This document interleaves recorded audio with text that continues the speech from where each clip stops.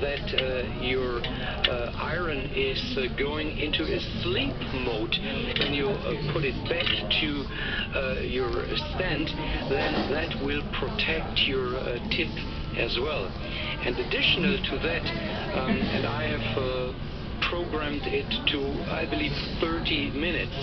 So first it goes directly into a sleep mode, okay? And then after a short while, I put it back here into the hold, and then it goes directly into sleep mode, and after 30 minutes the station switches off the iron completely. And that is really good, because maybe you leave your lab and you simply forget about your iron, and that happens all the time. You simply forget about it, and your iron is burning and burning and burning, and finally your tip is lost. And this can't happening with this system here. Alright, so that is simply awesome. Now let me simply show you what I mean. First of all, you see that the station is switched off, and that is manually. So whenever I don't need it, I simply switch it off completely. And when I start working, I just give it here a press, so that is my adjusted temperature, and you see it is rising up. And if you are familiar with soldering stations, you know that this is really very, very fast. And now the temperature is reached, and we can use here our soldering iron. And now when I put it back here in the stand, you directly see that it is gone into the sleep mode, and that will finally protect your iron, your tip, and that is really, really a huge advantage, right? And of course, the same is here for my mini tweezer. So this mini tweezer, and that is really good for all the heatsink we have on PCBs. So you see, this little guy has 140 watt, and that is really a lot.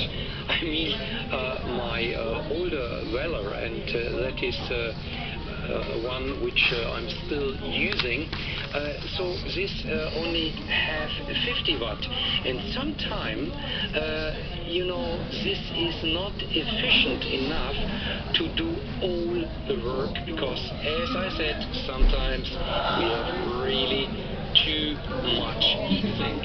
And with this little one, you know, it is really great. It really overcomes all the heat sinks you have. Then this has additional feature, so you can flip this over, and you see that now your both tips are together, and you can go down. Can you see it like this? You can grab your component, and your mini tweezer is holding the component by itself, and you can take it away. So this little switch here, where you can decide which operation mode you like most, can be easily adjusted here. And yeah, therefore it is working absolutely in the same manner. So it is switched off, and you see it is now switched to this system. I can of course put it back here in the stand, and now when I lift here my soldering iron, you directly see that it is now here, and you see that the temperature is rising up, because the system thinks that now I want to solder here with my soldering iron, and when I put put it back, it directly goes back into the sleep mode.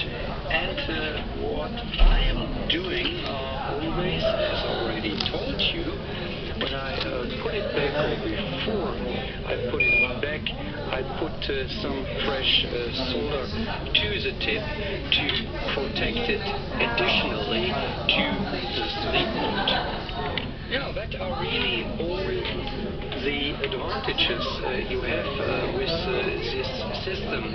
Easy swapping your tips, then the sleep mode, then the powerful station, and you know that is really straightforward. Alright, so you can get all this from Velar as well, but Velar is much more expensive compared here to the Hekko, and I can tell you this is really high quality, and I didn't do out of box video because, you know, in my spot, Hekko is not so much known, so we do not have many shops which are supplying Hekko, and that is a bit of a shame. So we only have one, I would call it good supplier in Europe, and that is in Italy, so that is called Butterfly, I believe. So that is from my point of view the only dealer which really have very good support and have really fair prices. Otherwise, in Europe, Velar and Ersa is well known. So, as I told you, this is not so much known, and I was not familiar with the Hekko system, so it was a bit of a try, but I really can tell you I'm highly satisfied with this system.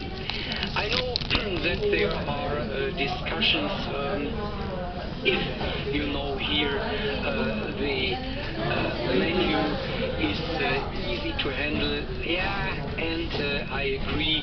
So with the stars and this and that is really a little bit funny, but to be honest, also here my hot air station, you may have settings, and you already see this is now the actual setting, and I can also go down and I can confirm it, and now we are here on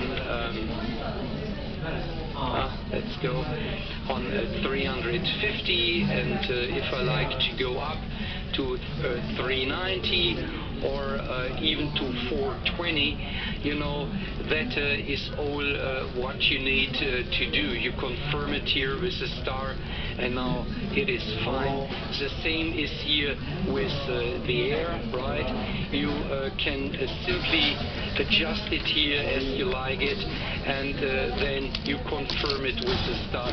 So, to be honest, that is really no big deal.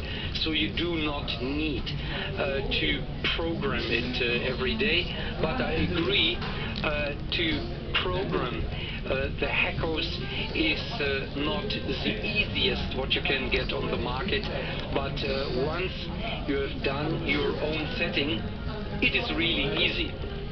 And here, if we use here our station, so this is now set to 300 degree, okay, and now if we start the station, right, you see it is coming up quite well. You may say the Quick is faster, but I don't believe it, because the Quick is very fast showing the final temperature, but I have measured this. What you see here on the display is really the temperature which is available here at your handpiece.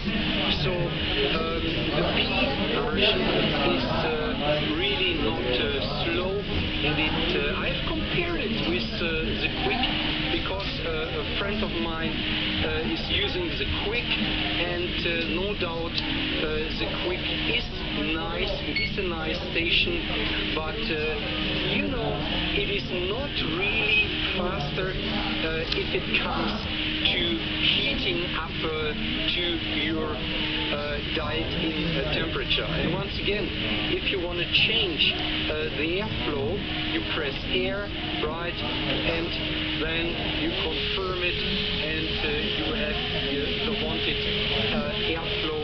And the same is, you go down, you confirm it, and fine.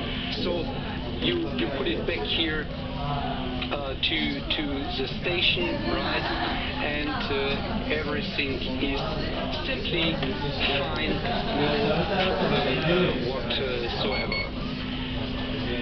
Alright, so therefore, if you have once programmed it is just fine. Then there is of course another complaint that you can't easily stack your rework components one on top of the other, and that's true. I do not really understand why Hakko is doing this kind of housing, because we really need our bench place, and therefore we need to stack it. I mean, you see, I have solved the problem, but for me it is not really logical that they do here a kind of designer housing, so that is not really useful. Well, but when it comes to quality, I mean, this station is putting out 1.1 or 1.2 kilowatt heating power, so it is really very hot, so you can go up to 600 degrees C, which is really, I believe, one of the hottest stations you can get. Well, once again, the Quick is not bad. I've compared it with the one of the friend of mine, but you know, it all pays off after, I don't know, 20 years. I mean, I have my Weller 20 years, and the other one I believe I have 30 years, and I still get all the spare parts. So if my heating element is down, or if the hand piece is broken, or if you need another spare part in your base, I can get everything from Weller and from ERSA. And I know that you can get everything from Hakko as well. So 30 years ago, you bought your Hakko system, you still get all the spare parts. And that is finally where, you know, the system pays off. I mean, it is not here in Europe, it is not so much more expensive. I believe the Quick is 350 euro, and this is 520, I believe. So it is not a huge difference. But in 20 years, when I get in 20 years a spare part which may cost me, I don't know, 30 euro or whatever, right? And I can fix here my Hakko, then it already has paid off, because we really do not know if you get in 30 years or in 20 years or even in 10 years, you do not know if you get spare parts, and therefore I rely on a good brand, on a valuable brand, and if it comes to performance, I'm really happy with both, with the hot air station and with here the soldering station. It is really high quality. There are some weaknesses, so no doubt, but all in all, I'm quite happy with my rework arrangement here, and I only can highly recommend it. It is really nice. Okay, but now let's go over to the Rohde & Schwarz, the CMS, and that is, I believe, what you are interested most in. So, yeah, let us zoom in, that we can see it a little bit better. Okay, so, you know, this radio communication service monitor cannot really do much more than here my CMT. Okay, so both are radio communication testers which goes up to 1 gigahertz, whereby here my CMT starts at 100 kilohertz, whereby the CMS is starting at 400 kilohertz. So from that point of view, the CMT is even more equipped. But you know, the problem is with the CMT. It is it is now almost 30 years or so. It is really getting old, and I mean, that is not the problem. The problem is that a lot of parts are not any longer available. I mean, some parts are still available from Rohde & Schwarz, but there are already some hybrid amplifiers which are not available any longer, and if you need one of those components, you are really in trouble, and therefore you really need to think how you can handle it. And one point is you are simply trying to move on onto a newer system, and you hope that your old tester, your CMT tester, will still survive for a couple of years.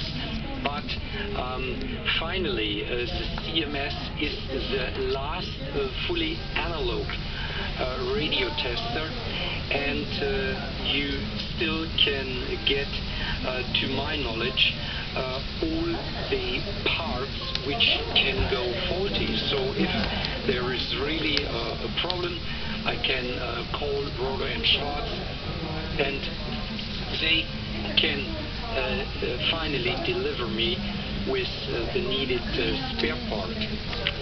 Additional to that, you may already have seen it, this tester is capable to do all the SSB tests.